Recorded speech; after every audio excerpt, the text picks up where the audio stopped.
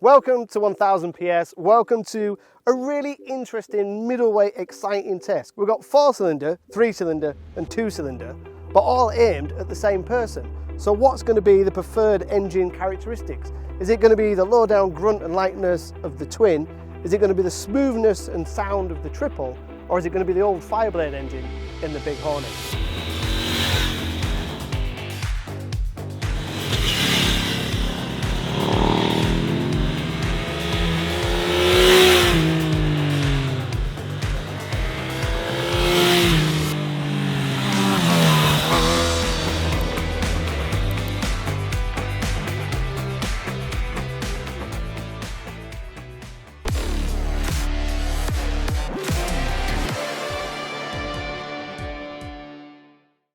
So here at 1000 PS, we thought we'd do something a little bit different and a little bit interesting. We'll go with parallel twin to triple to traditional inline four. And it's a test that I don't think I've really done before.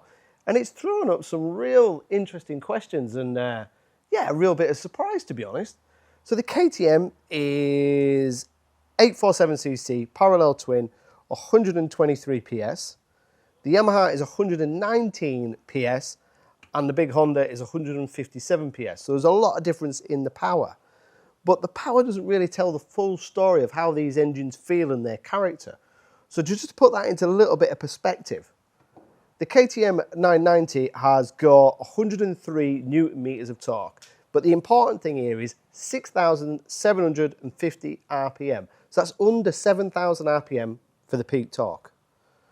93 Newton meters of torque, a little bit less, at 7,000 RPM for the Yamaha. On the Honda's got more torque, 107 Newton meters, which is obviously more, but that ramps up to 9,000 RPM.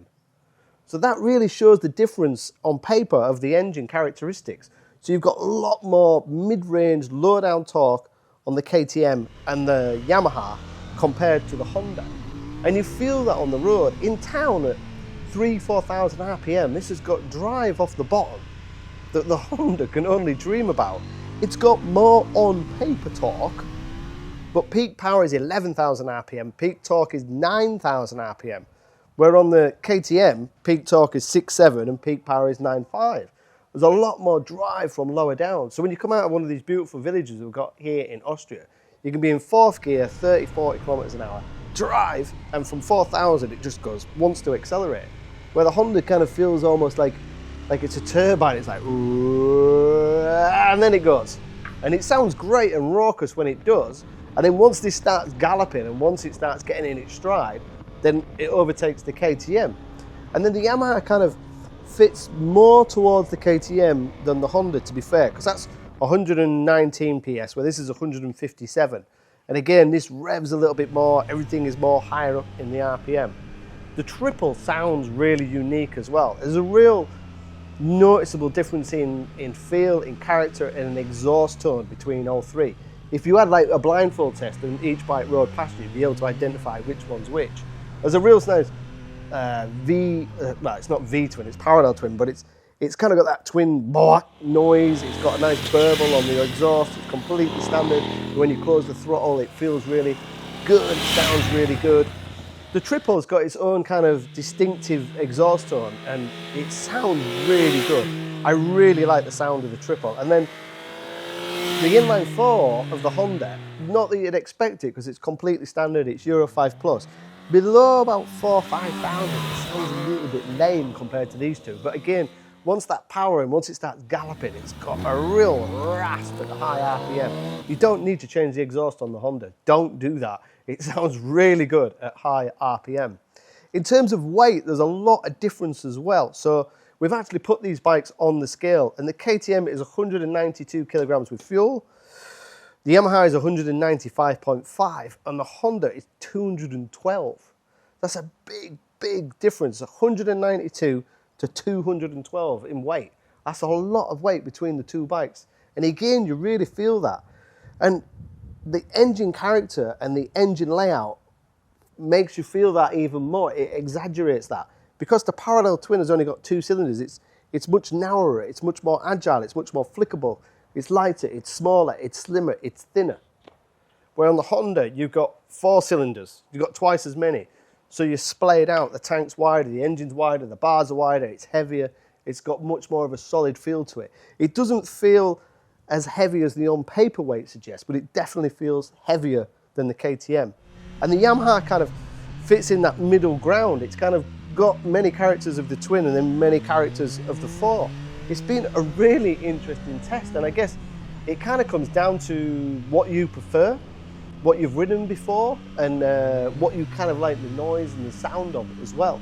Engine braking is also very different, obviously more engine braking on the KTM, but you can electronically change the engine braking on all 3 bikes. I think for some people, if you've never ridden a twin and you're used to inline 4s, the twin can feel a little bit aggressive. Some would describe it as snatchy at low speed, but I don't think it's snatchy. I just think there's so much drive from like 2,000 or 3,000 RPM. It wants to go forward, and that makes it feel and exaggerate and makes it feel a little bit snatchier than it is, but it's got so much drive and so much pickup, and you could argue that makes it easier to ride. But then the flip side of that is because the Honda's so smooth low down, like around town, it feels just sublime. It's just, ooh. It feels like you're on this big turbine of power, and it's so soft and manageable low down. And then again, the Yamaha is excellently fueled, again at low speed. So it'd be interesting to see your comments below and where you're going to go with it. For me, it's an interesting one. I think they've all got benefits and disadvantages. The benefits of the KTM is it just less changing of gears. It's just got so much torque, so much drive. You could argue that's real world power, on the road power, because you're rarely in the high RPM, you're rarely above 100 miles an hour. But then you could argue, well, the best balance then is the triple, because that's the halfway house between the inline 4 and the parallel twin. So that's kind of like the best balance, and it does sound great. But then you've just got so much more top-end power, so much more over-rev, so much more, you could argue, excitement, because you can chase the RPM. And if we was to take all 3 bikes on track, or if we was to ride somewhere fast, like if we dropped into Germany on the Autobahn, the Honda would absolutely serve the other 2 a portion. But let's see what your comments are below. Is it parallel twin? Is it triple? Is it inline 4? Or is there something we're missing? Looking forward to reading your comments and looking forward to seeing what the rest of the team at 1000 PS think. From the looks of it, what I really appreciated about the Yamaha was the attention to detail. It has these awesome buttons, awesome paint, awesome finish. I think to myself, okay, actually the Yamaha would be the most complete one. I really like this upright sitting position. You are in the wind, and then it is this kind of neither fish nor meat thing between supermoto and naked bike, but it is already so good. Now you have such a really solid suspension in there. Then the whole operating concept has been finely refined. So I believe that on this machine, I could ride the longest without at any point feeling the need to take a break. It is a motorcycle where you quickly end up riding long distances, and yet it is still a naked bike. You do not have any wind protection or anything like that. With none of these motorcycles do you have wind protection. But it is such a proper motorcycle, and I would even say for people who want to use the bike every day in daily life, it is a real universal killer. Yamaha, that 3-cylinder engine is fantastic, really a fantastic engine that has already given me a lot of joy. But ultimately the 4-cylinder stays in the lead, and I have to say, for the sake of completeness, the KTM has no relevance for me in this regard. On the MT-09, the engine, yeah, it lacks a bit in the power curve where you would say, okay, now it really takes off. That grin under the helmet, that supposed grin under the helmet, for me the last punch is a bit missing there. And the twin cylinder of the KTM, that is just something you really have to want. The best engine actually should be the CP3 engine of the Yamaha, because it combines everything that all the others also have. It has torque, it has top-end power, it runs wonderfully and confidently through the rev range, so maybe not emotional, but my evaluating brain tells me it really should be the CP3 engine.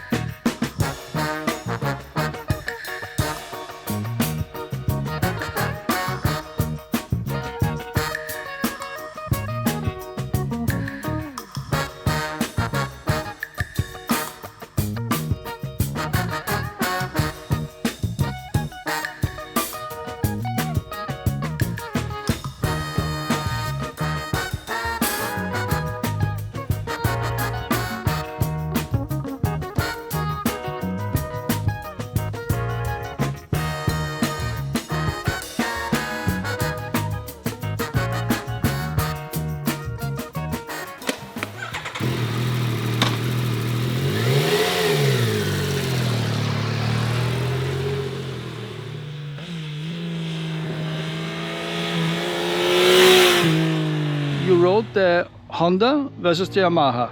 3-cylinder versus 4-cylinder. Two Japanese bikes. What are the biggest differences? The biggest difference is the Honda feels a lot bigger, a lot more mechanical, a lot physically larger. The Yamaha feels more agile. It's got loads of torque low down, the Yamaha. Really nice drive from low down. But a big thing is the electronics. So on the Honda, you've got fairly basic electronics, kind of electronics you'd have from 5 to 10 years ago without being too harsh. Where the Yamaha, you've got much more electronics, much more rider aids, much more informative dash, and it allows you to do things that you can't do on the Honda. So if you hit a little crest and the front wheel just comes up a little bit on the Yamaha, it's really nice and smooth, just holds the wheelie because the electronics knows what is happening. It's same with the ABS, you can brake really deep into corners, where on the Honda the electronics are either on or off. It's like it won't let you do things which the suspension and the chassis should allow you to do because the electronics are so basic. The Yamaha's got this new kind of switch gear that I am still 50-50 on, with the first cancel, second cancel indicators. Maybe because I'm just old and I prefer old school indicators. The dash is quite nice. You've got multiple themes, you can add apps, you can add navigation. There's so much more. Again, it's kind of like having a latest iPhone against a 5-year-old iPhone, and it kind of makes the brand new Honda feel already dated in terms of electronics and rider aids. But that depends on the type of rider. Old school riders don't really need all that advanced electronics, and you can get on the Honda and you can switch everything off. But the Yamaha, it just feels a little bit more advanced, it feels lighter. In terms of handling, both have got excellent brakes, to be fair. The ABS kicks in a little bit earlier on the Honda than it does on the Yamaha. The Yamaha has really good, really strong brakes, nice handling, very forgiving. I think the seat is a little bit softer, so you don't have that kind of one-to-one feeling through the chassis because it's just a bit softer. It's not as sporty as the Honda, but it turns really well, it sounds really good, it's got real character, real soul. I thought the Yamaha wouldn't feel that evolving, but it does. It's really impressed me that. I really enjoyed the Yamaha. I like it in the paint finish, I like the build quality, I think it is a coherent package. It somehow comes across beefy and masculine, but without being too brutish. The KTM, well, the mask is polarizing and I personally do not like it. KTM, as you rightly said, very radical. I really like it from the side view. It is short, slim, it looks really cool. My favorites are the CB and the KTM, which is interesting because both are completely designed for this sporty, already active, more aggressive look. But the KTM goes more into this really brute force direction that is like the rebel in the group. And the CB is a bit more elegant. I also think with the golden accents, that is kind of, I would say, the cigar smoker in the group who very casually but very neatly has a lot going on under the hood. And the KTM is just really like, let's go to the rock concert. And I find it very difficult to decide, but if I really had to decide, I think the KTM has even more of a unique character.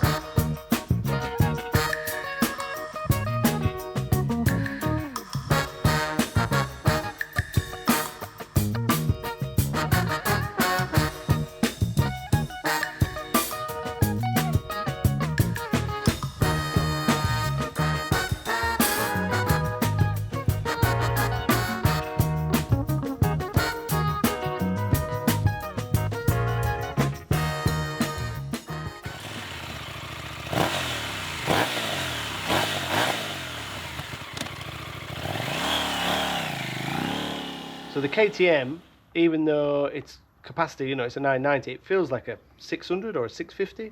It's really small, it's really narrow, it's really light, it's really punchy off the bottom. It's very agile. And then when you jump on the Honda feels really wide in comparison and really big. It's noticeably heavier, but because it's an inline 4, it is so smooth.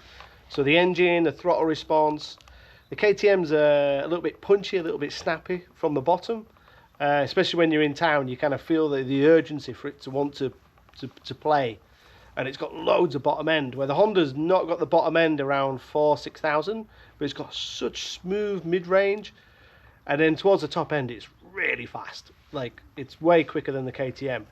It feels like a big turbine grunty big bike, where the KTM feels like almost like toy-like and punchy. In terms of handling, they're both pretty similar considering the difference in weight and physicality. The KTM and the Honda are set up reasonably sporty. The Honda's a little bit softer. The Honda, looking at the suspension adjustment, is hard to change the suspension, where the KTM is quite easy. You've got all those adjustments. KTM clocks are really lovely, really simple, intuitive, beautiful display. So within 10 minutes, I'd changed the traction control, I'd switched off the traction control, I put it in sports mode, I changed the ABS, I had it in supermoto mode, and all this I did in the first 10 miles without reading a manual. Just jumped on it and it felt like my bike. The Honda, the clocks are much improved over previous Hondas that I've ridden. They're not as complicated, but I was like, right, I want to do things here. I want to change the ABS. Can I change the ABS? I don't think I can change the ABS. It just is ABS. I want to change the traction. I can change the modes. That's really good. And I can see how much fuel range I've got and all that kind of information that you'd expect on a bike. That's very simple and easy to read, but I can't play with it. I can't change it. And when the traction control kicks in, because there's so much grunt, it feels like people are removing the spark plugs. It's bang, and it kicks in really, really hard. It's just not as refined as the KTM. I can't play with it. I can't jump into the modes as much. Braking is interesting because the Honda has got way more weight than the KTM, but the KTM feels like it's got new discs or new pads. It's just not got a bite. You have to use 2 or 3 fingers on the KTM, and you expect it to brake like woof, because it's so light. You expect those forks are easily capable of taking stronger brakes. The weight suggests that it should brake absolutely like hurtle up to a hairpin, but it doesn't. It kind of rolls forward like it's, maybe if we change the pads, maybe if the discs are changed, where the Honda is noticeably heavier, but the brakes are really, really strong on the Honda, and it must be carrying 20, maybe 30 kilograms more weight, because it feels heavier and bigger. But I think I'd probably outbrake the KTM on the Honda, there or thereabouts. The other thing with the Honda is, again, it's very Honda, flashes the hazard warning lights at every opportunity. You just brake a little bit, the hazards come on again, brake a little bit, and that's a bit distracting. KTM in terms of comfort and ergonomics, for me, I'm a small rider. It feels quite small, it feels quite compact, but the seat is firm, it is quite narrow. The Honda is more spacious with a comfier seat, wider riding position. But the only thing I've just noticed on the Honda, because I'm in race boots, my heel keeps touching the exhaust. So when I move my toe on the peg to lean on a right, I can feel my heel touching the exhaust, which I've not felt before. And I have ridden the Honda multiple times before. Honda also sounds really good. It's very un-Japanese and un-Honda-like, and it's got maybe about 6. There's like a rock. Just a really nice induction noise. It feels more involving. The quick shifter works really well. Because it sounds good, because you've got that quick shifter, you don't need to jump up and down the gearbox, but it just sounds good and it's really good fun. And the Hondas are super, super smooth at low speed around town. Very, very easy to ride.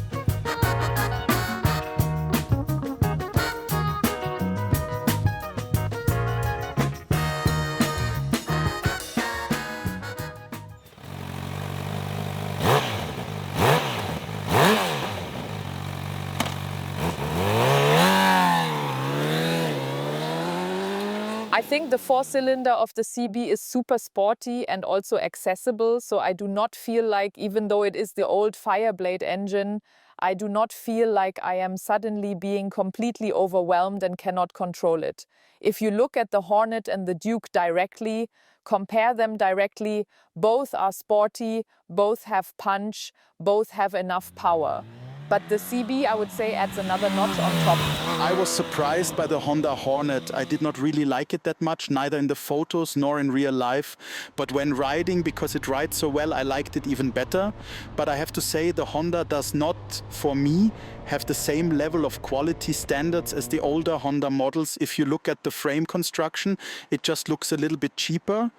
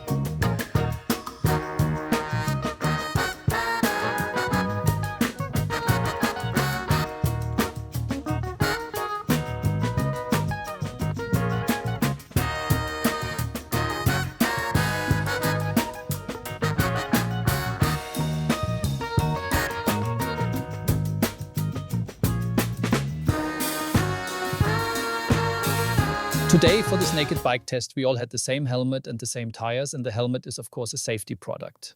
The advantage with this Arai Quantic is that it has a strong image. That means you have this Isle of Man Arai super brand image, and then you have this comfort. And now we had Amelie with us. I do not even know how old she is, but 1,000 years younger than me and slim. And then we had Adam with us, 1,000 years older than me, and not so slim and smaller, who already rode the Isle of Man with the Arai. And then we had Zonko, and we had all kinds of different people. And strangely enough, they all sat there and each one said, man, this helmet just fits so incredibly well. And I do not understand how that is possible. How is it possible that 6 different people sit there and each one tells me that this helmet fits? And that is actually strange, because why does not every other helmet manufacturer simply make helmets like this? So much for the fit. And then, of course, I quickly asked Adam Child, our British colleague, why he rode the Isle of Man with the Arai. Why did you ride Arai on the TT? Because of the cash? I wish it was the cash, but no. It was the safety, and it was the backup that Arai do. So they replace all your visors, do all the tear-offs, and then when you're in the pits, you can have a quick visor change, and the Arai's the easiest. But in 2015, I had a big crash at the TT wearing Arai. I got a free ride in a helicopter, which was nice. And the Arai, the safety was exceptional. So every time I've road raced, I've always worn Arai. So that lid, I think, has still got the stickers from, I think. So this bike was on the TT? No, this one did Northwest. So 2023 Northwest. And then Goodwood Revival. So yeah, that's the helmet I raced at the Northwest. But now I'm curious because we are here on a street test and you're riding the racing helmet because we are all riding the Quantic, is the street helmet. Yeah. But you are riding the racing helmet on the street. Why? It's good. I mean, it's quiet. It's got good aperture. I can see, and I just feel comfortable wearing an Arai. If I can wear a full race helmet, I'll always wear a full race helmet. And this one has been tailored to my all the cushioning, and the front and the interior is all bespoke for me. Okay. So it's made to fit. Everything has been designed to fit my helmet, my tiny head with giant brain.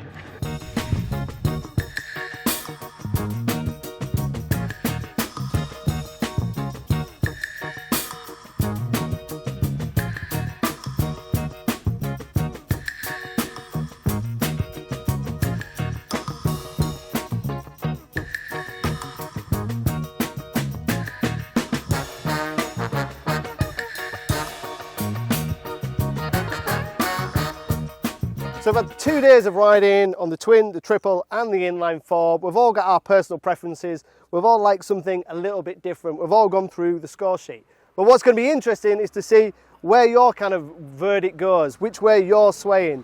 Is it going to be twin? Is it going to be triple? Is it going to be inline four? Get some questions below. If you want to know any technical details like seat heights and actual weight, because we did actually weigh all 3 bikes, then please fire those questions below. I won't get back to you, but these hard-working guys will. I'll see you on the next one.